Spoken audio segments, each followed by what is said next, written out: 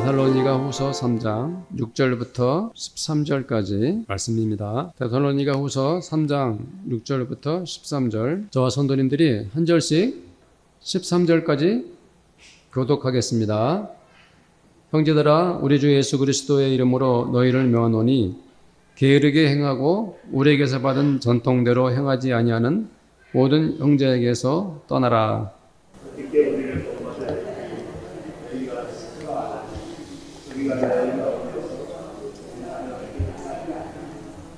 누구에게서든지 음식을 값없이 먹지 않고 오직 수고하고 애써 주야로 일함은 너희 아무에게도 피해를 끼치지 아니하려 함이니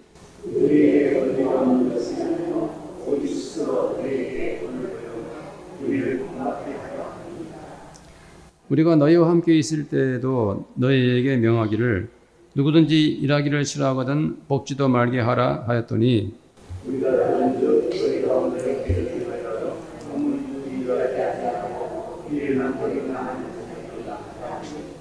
이런 자들에게 우리가 명하고 주 예수 그리스도 안에서 권하기를 조용히 일하여 자기 양식을 먹으라 하노라.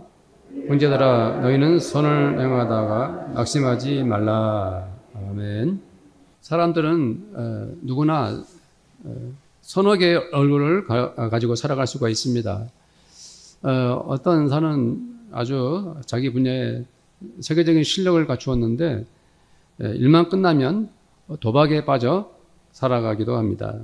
어떤 사람들은 다른 사람들에게는 매우 친절한데 정작 집에 들어와서는 가족들에게는 불친절하거나 심지어 폭력적이기도 합니다.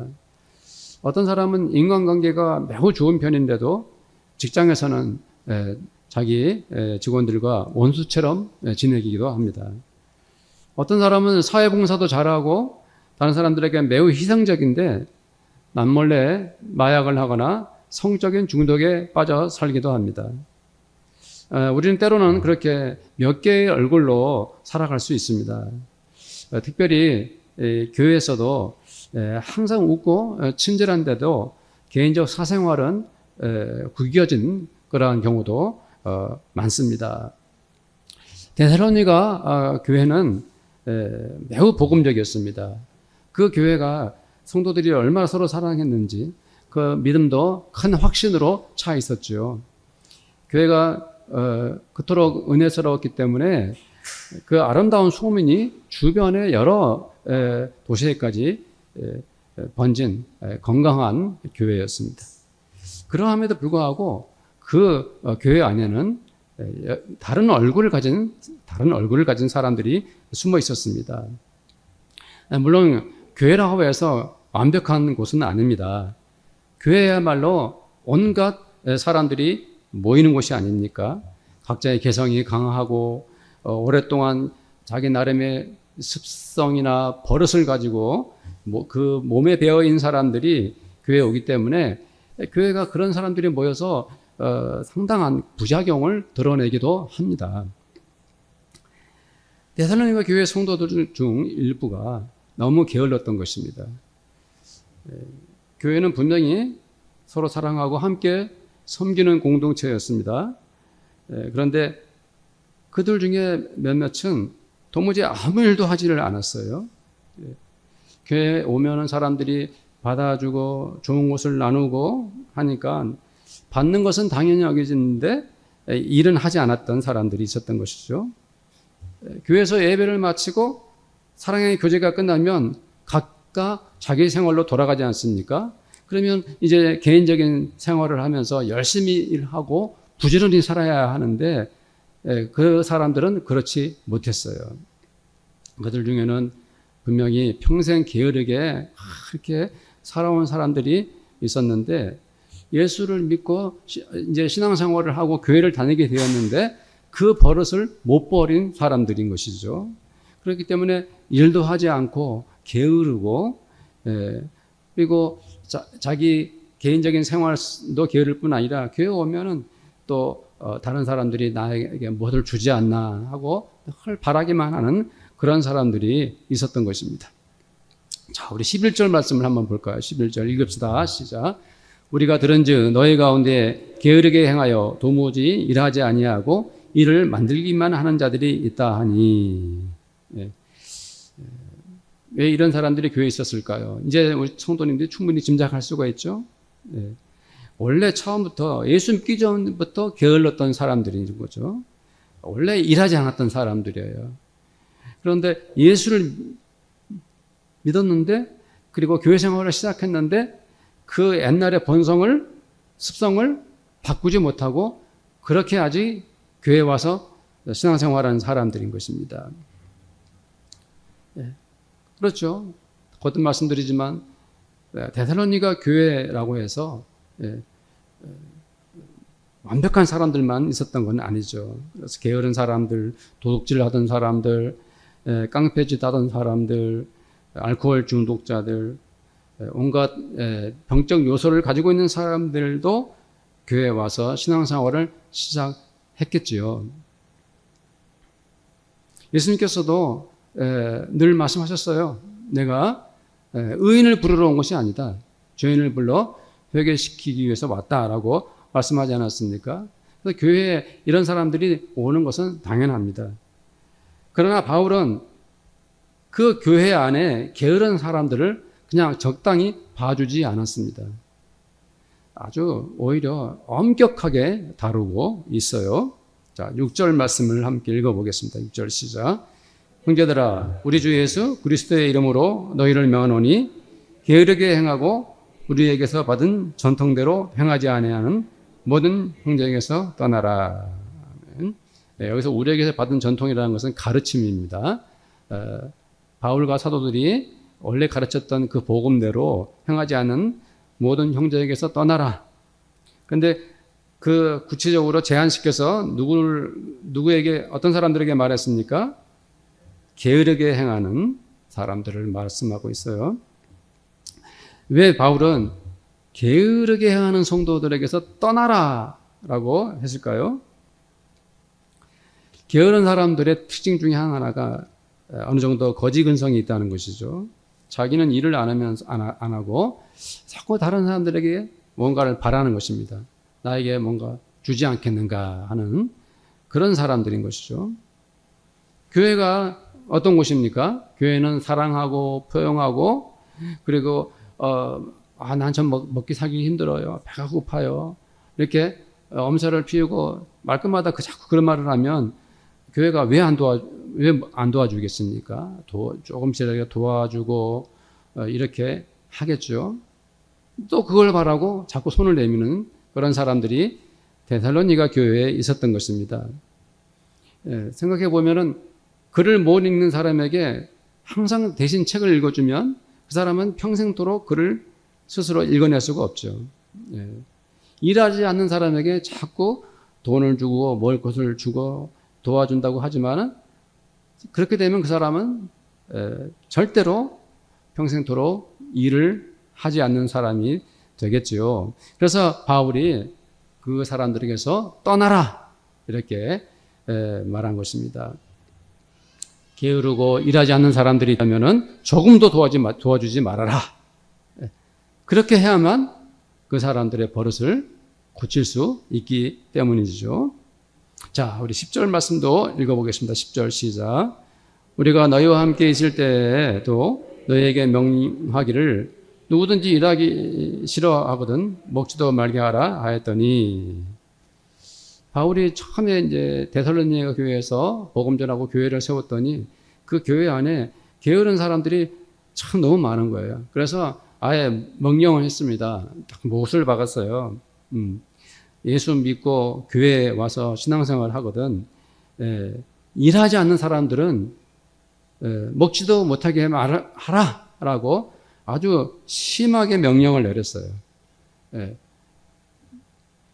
그렇게 편지를 이제 과거에 내렸던 그 내용을 다시 바울은 기억하면서 전에 내가 그렇게 엄하게 명령을 내렸는데 지금 와보니 아직도 그런 사람들이 교회에 많구나라는 그런 말을 하고 있는 것입니다.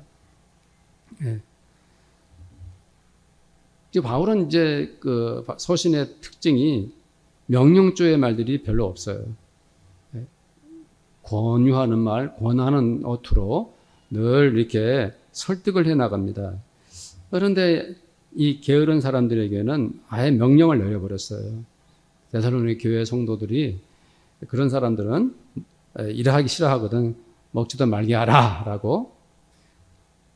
그런데 와보니 들은 소식이죠. 나중에 들은 소식이 데살로니가 교회에 아직도 그런 사람들이 많다는 얘기를 들은 거예요. 저는 이 말씀을 보면서 문득 이런 생각을 해봤어요. 뭐 특별한 건 아닌데 일을 하지 않는 사람은 도대체 무엇을 먹고 살까? 일을 하지 않아도 살아갈 방법이 있을까? 없겠지요. 일하지 않는 사람이 먹을 자격이 있나? 그런데 당시 그런 사람들이 있었다는 것이죠.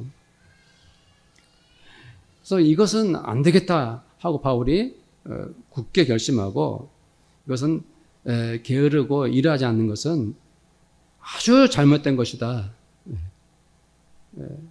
이건 죄악이다.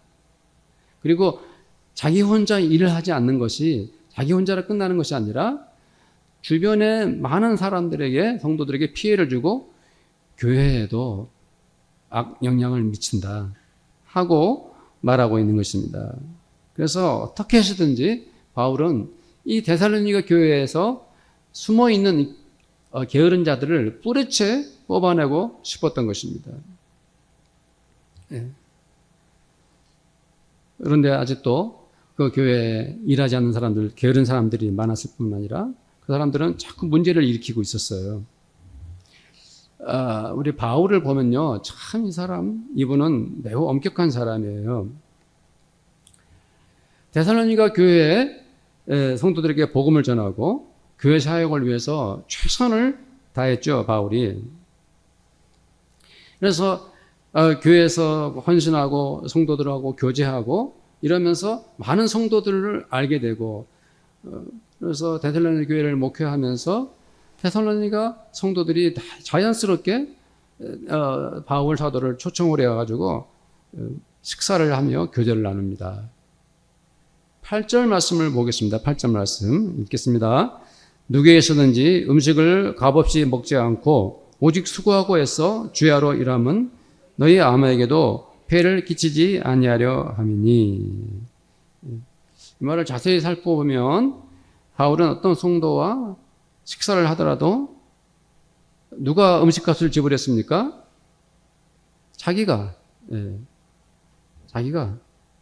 음식을 값없이 먹은 적이 없어요. 교제 나누면 음식값을 바울이 지불을 했어요. 성도의 입장에서 보면 굉장히 곤란하죠. 바울을 존경하고 또 지도자이고 사도이고 하기 때문에 자연스럽게 대접을 하고 싶어서 이렇게 식사를 사드리고 했는데 오히려 식사값을 꼬박꼬박 바울이 내니까 얼마나 곤란하고 미안했겠습니까? 성도의 입장에서는요. 바울은 성도들의 이런 순수한 정성에 대해서 왜 이렇게까지 반응했을까요? 성경에 있는 말씀 그대로죠. 바울의 마음은 무엇입니까? 성도들에게 아무에게도 폐해를 끼치지 않으려고 그랬다 이 말이에요. 지금은 우리가 경제적으로 많이 나아진 시대를 살고 있죠. 그러나 2000년 전 이 데살로니가 지역, 그리스 지역 여기 사는 사람들 중에는 아주 가난한 사람들이 많았어요. 하루하루가 고되게 살아가는 그 사람들이 많았는데 그들 중에는 이제 예수님을 믿고 데살로니가 교회 성도가 된 사람들이 있었겠죠. 그들의 형편이 바울의 눈에 다 보여요. 그 사람들이 어떻게 사는지 그거 다 알아요. 어떻게 그분들에게서 그때마다 대접을 받겠습니까? 바울은 성도들에게 조금의 신세라도 지고 싶지 않았어요. 어떤 어려움도 그 성도들에게 남기고 싶지 않았던 것이죠. 바울이 그렇다고 해가지고 그때마다 식사값을 지불했다면, 그 당시에 바울은 지금 저 같은 목사들처럼 매월 사례를 받는 것도 아니었어요. 그가 재산이 많아가지고 돈을 늘 가지고 다니는 사람도 아니었어요. 그러니까 바울은 그럼 어떻게, 방법이 없죠. 어떻게 경제적으로 자기도 아무것도 할 수 없는 입장에 있는 사람이니까 방법이 없죠. 다른 방법이 없죠. 그래서 그는 밤과 낮으로 열심히 일해서 돈을 버는 것, 그것이 답이었어요. 한마디로 바울은 일하는 사역자였던 것입니다. 바울은 다른 성경에서도 텐트를 만드는 일을 했다고 기록되어 있죠. 사도행전 18장 1절에서 3절 말씀을 한번 읽어보겠습니다. 읽어봅시다. 시작. 그 후에 바울이 아덴을 떠나 고린도에 이르러 아굴라라 하는 본도에서 난 유대인 한 사람을 만나니 글라우디오가 모든 유대인들을 명하여 로마에서 떠나라 한 고로 그가 그 안에 브리스길라와 함께 이달리아로부터 새로 온지라. 바울이 그들에게 가매 생업이 같으므로 함께 살며 일을 하니 그 생업은 천막을 만드는 것이더라.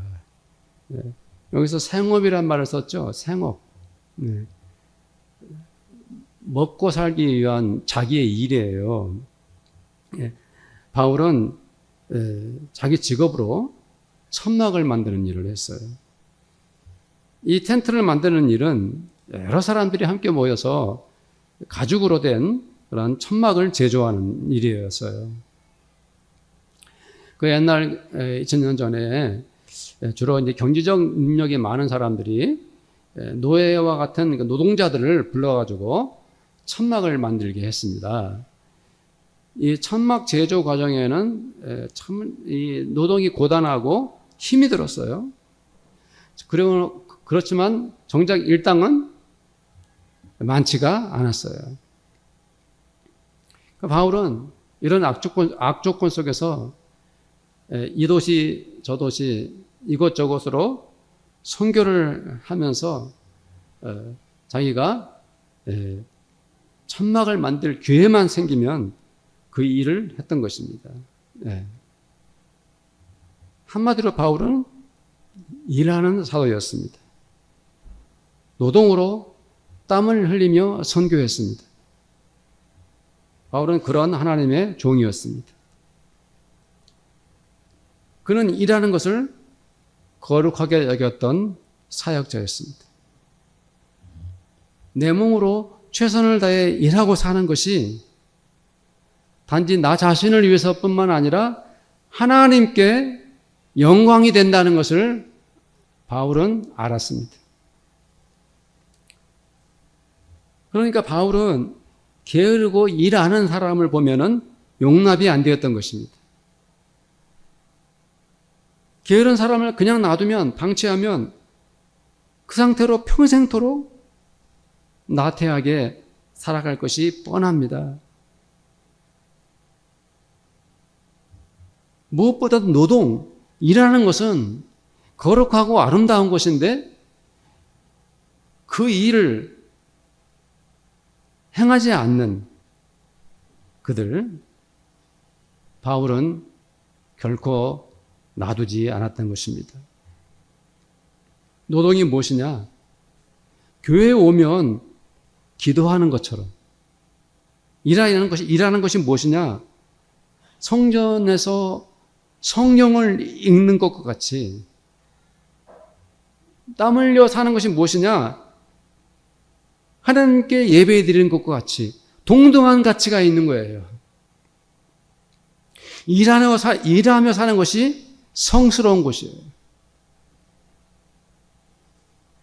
일하는 것 자체가 하나님의 영광을 드러내는 거룩한 사역인 거예요. 우리 주변에 일하고 고생하는 수고하는 사람들이 너무 많지요. 물건을 실어 나르는 사람들, 택배 노동자들, 또 여름 공사 현장에서 일하는 사람들, 학교에서 학생들을 가르치는 선생님들, 자영업에서 살아남기 위해 땀 흘리는 사람들, 각종 아르바이트생들, 회사나 공장에서 일하는 사람들, 간호사나 의사들, 일하는 분들의 그 현장은 헤아릴 수가 없죠. 바울은 이렇게 열심히 일하는 사람들이야말로 하나님의 사람들이요, 하나님의 일꾼이다, 이렇게 말하고 있습니다. 그 노동 자체가 거룩하고 땀 흘리는 그 현장이 거룩한 땅이고 성소라고 말하고 있는 거죠. 그렇기 때문에 바울은 데살로니가 교회 성도 일부 그들이 게으르고 일하지 않는 것은 그 자체가 불신앙의 행위고 매우 악한 짓이라고 말하고 있는 것입니다. 그래서 바울은 그들을 엄격하게 다루고 있습니다. 9절 말씀을 보겠습니다. 9절 함께 읽을게요. 우리에게 권리가 없는 것이 아니요 오직 스스로 너에게 본을 보여 우리를 본받게 하려 함이니라. 부모는 부모로서 대접을 받아야 할 권리가 있지 않습니까? 선생님은 선생님으로서 존경받아야 마땅합니다. 바울이 사도라면 사도로서 존중받는 것은 당연합니다. 그래서 바울은 자기가 성도들이 자기에게 식사 대접을 하면 그거 식사 대접 받을 권리가 내게 왜 없겠느냐. 당연히 나는 식사 대접을 받을 수 있는 사람이다.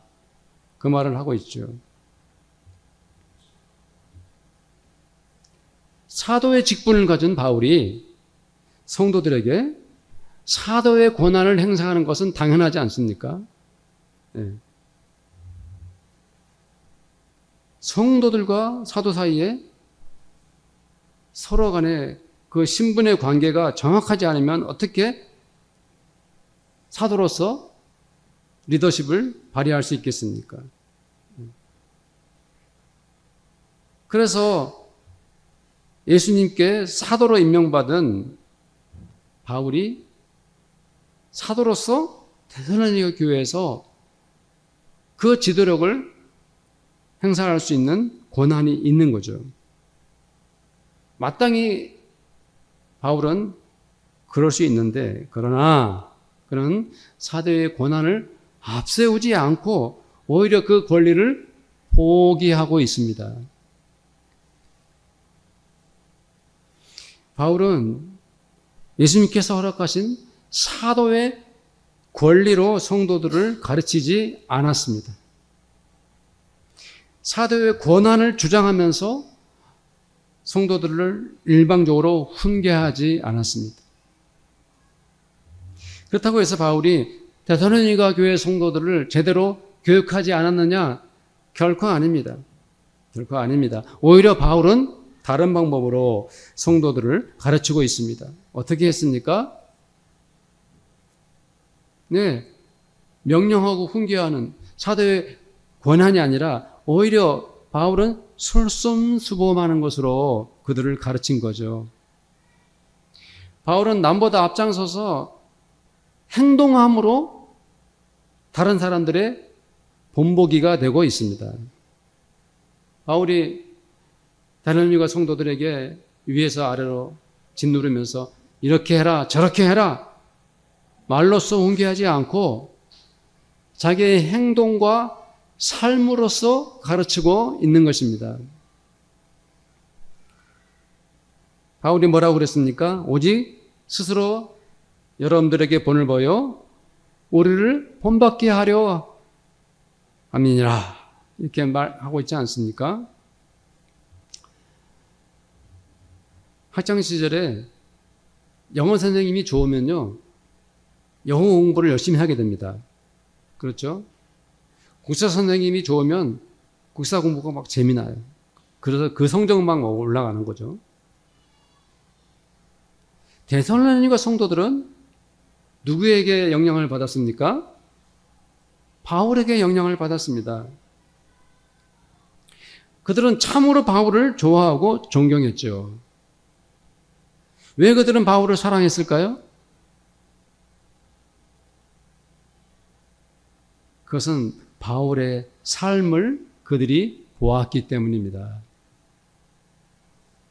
예수님의 사도로서 그 신분이 교회에서 가장 높은 데도 불구하고 저 밑바닥에서 노동자들과 땀 흘리면서 먼지를 뒤집어 쓰고 밤낮으로 일하는 자기들의 지도자 바울을 그들은 지켜봤던 것입니다.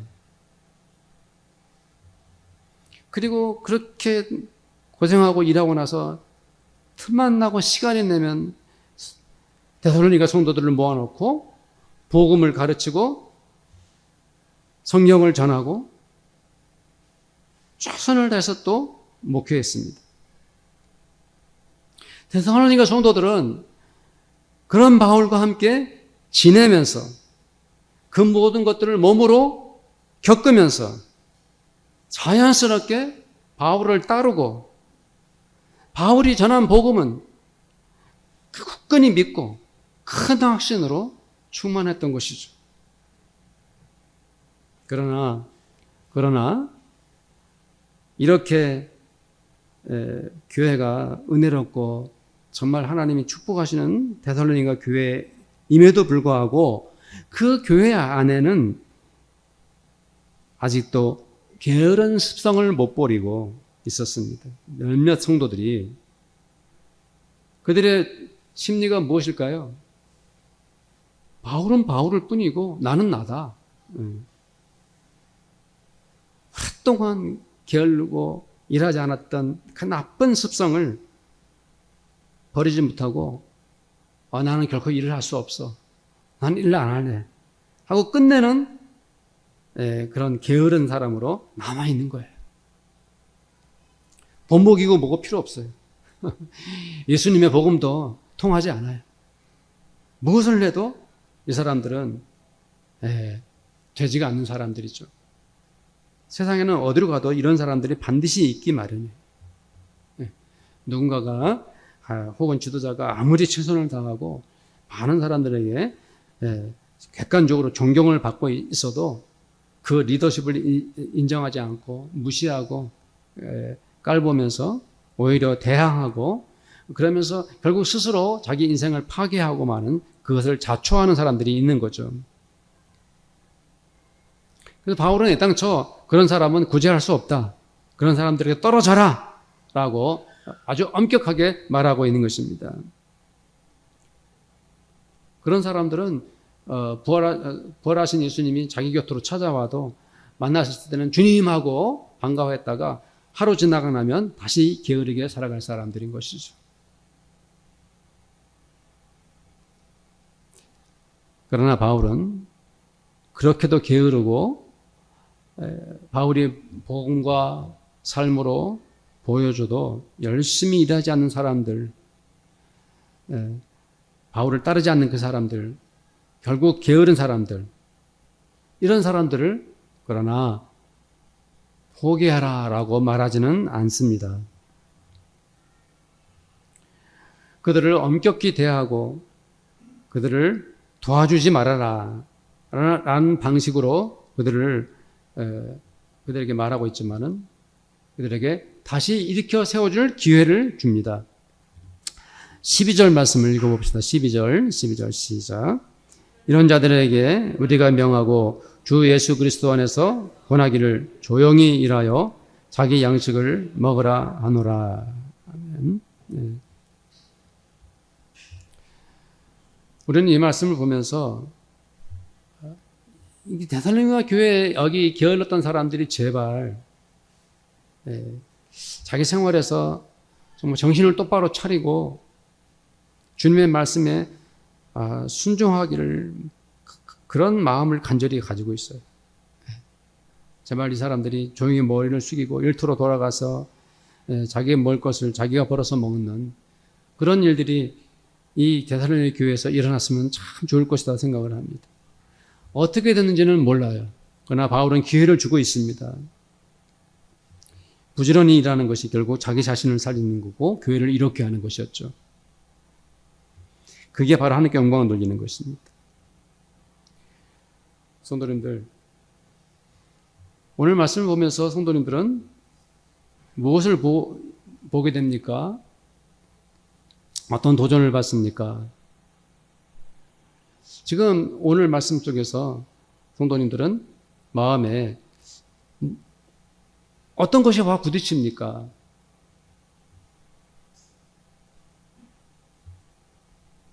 저와 우리 성도님들은 예수님의 사도 바울을 두 눈으로 보고 있습니다.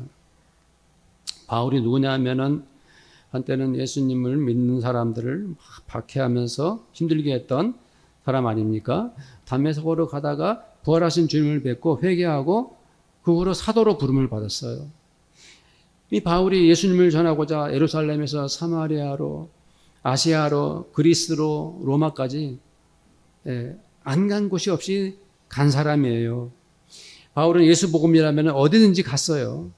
어떤 사람이라도 만났습니다. 예수 복음을 위해서라면 어떤 상황도 외면하지 않고 부딪힌 사람이 바울입니다.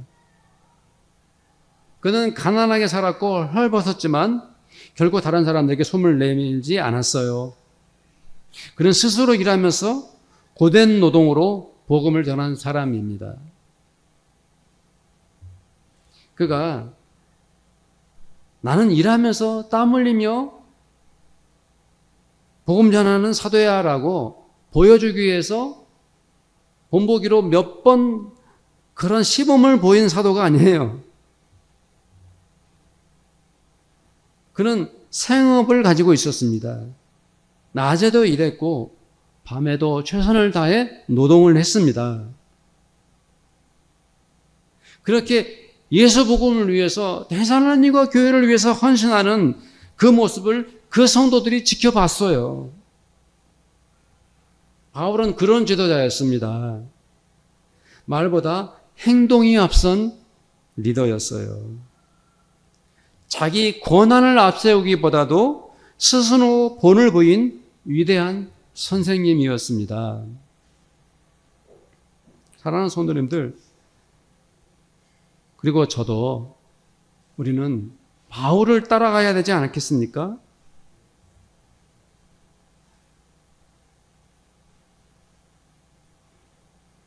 예수 복음을 위해 그 어떤 사람보다도 스스로 고생하며 본을 보였던 바울을 닮아야 하지 않겠습니까? 그냥 본을 보이는 거예요. 내가 목사로서, 장로로서, 권사로서, 집사로서, 한 성도로서 그 누구를 가르치거나 훈계하기에 앞서서 우리는 각자가 스스로 본을 보여야 합니다. 그래야 교회가 예수 보험의 능력이 나타납니다. 각자가 스스로 성실하고 진실하면 교회는 건강하고 자연스럽게 은혜로운 그러한 교회가 되는 것입니다. 바울을 본받는 정 목사와 우리 성도님들 되시기를 바랍니다. 가정에서도 마찬가지입니다. 내가 아버지로서, 어머니로서, 남편으로서, 아내로서 위에서 군림하거나 책망하려고 하지 말고 그냥 자기가 먼저 몸으로 본을 보이십시오. 그것이 가르침이고 그것이 훈계고 그것이 가정을 행복하게 만드는 첫걸음이에요. 내가 먼저 양보하고 이해하면 가정은 행복해질 줄로 믿습니다. 우리 성도님들, 기독교인들이, 성도들이 직장에서 일할 때도 내가 윗사람이든지 아랫사람이든지 개의치 않고 그냥 본을 보이면 됩니다. 그러면 다른 직장 동료들이 우리 성도님들을 존경하게 될 것입니다. 성도들의 일터에 하나님께서, 주님께서 복을 주실 것입니다. 성도님들은 사생활을 하면서 누구를 만나고 있습니까? 어떤 인간관계를 하고 있습니까? 그 사람들 앞에서 우리가 해야 할 일 딱 한 가지예요. 그 모든 사람들 앞에서 우리는 본을 보여야 하는 것입니다. 인간적으로 예수님처럼 겸손하고 진실함으로 본을 보이십시오. 네. 언제나 정직하게 네. 하십시오. 물질로도 깨끗하고 진실하십시오. 시간을 내는 것도, 약속을 잡는 것도 다른 사람들 앞에서 본을 보여야 합니다. 왜 우리가 이렇게 본을 보여야 합니까? 그 이유는 딱 한 가지입니다. 바로 바울이 원했던 그것 똑같은 거예요. 바로 주 예수님의 복음 때문이고 우리 주 예수님의 영광을 위해서 그렇게 하는 것입니다. 그런 성도님들이 다 되시길 바랍니다. 저는 목사로서 신앙 양심의 가책을 받으면서 바울의 모습을 보면서 이 목사가 진심으로 눈물을 흘려야겠다. 이런 생각을 하게 됩니다. 우리 성도들도 바울처럼 예수님 그분 때문에 나를 희생하고 복음을 위하여 모든 사람들 앞에 헌신하는 그러한 성도님들이 되시기를 바랍니다. 우리 함께 기도합니다. 바울처럼 본이 되기를 원합니다라고 기도하겠습니다. 하나님 아버지 감사합니다.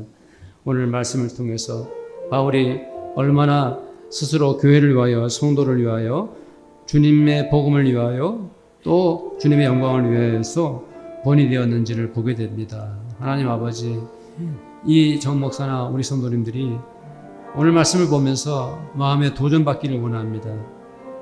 회개하기를 원합니다. 주님, 우리가 내가 먼저 본이 되는 그러한 성도, 그러한 목사가 되기를 원합니다. 가정에서도, 일터에서도, 모든 인간관계에서도 그저 내가 먼저 본을 보이는 그 모습을 통해서 주님의 아버지 하나님의 그 겸손과 그 진실함과 그 사랑과 그 거룩함을 담기를 원합니다. 바울이 예수님 때문에 그랬던 것처럼 우리들도 예수님으로 인하여 그렇게 본을 보이는 삶을 살기를 원합니다. 우리의 몸과 마음을 주님 그렇게 사용하여 주옵소서. 우리가 그렇게 바울처럼 소중하게 쓰임받기를 간절히 원합니다. 우리 주 예수님의 이름으로 기도드립니다. 아멘. 지금은 우리 주님 예수 그리스도의 은혜와 하나님 아버지의 그 크신 사랑하심과 성령님의 교제하심이 오늘 예배를 드리고 주님 나라를 위해서 주님께 헌신하기를 원하는 이 자리에 함께한 모든 성도들과 우리 성도들의 가정마다 그들의 일터와 그리고 우리 교회 위에 지금부터 영원토록 함께 있을지어다. 아멘.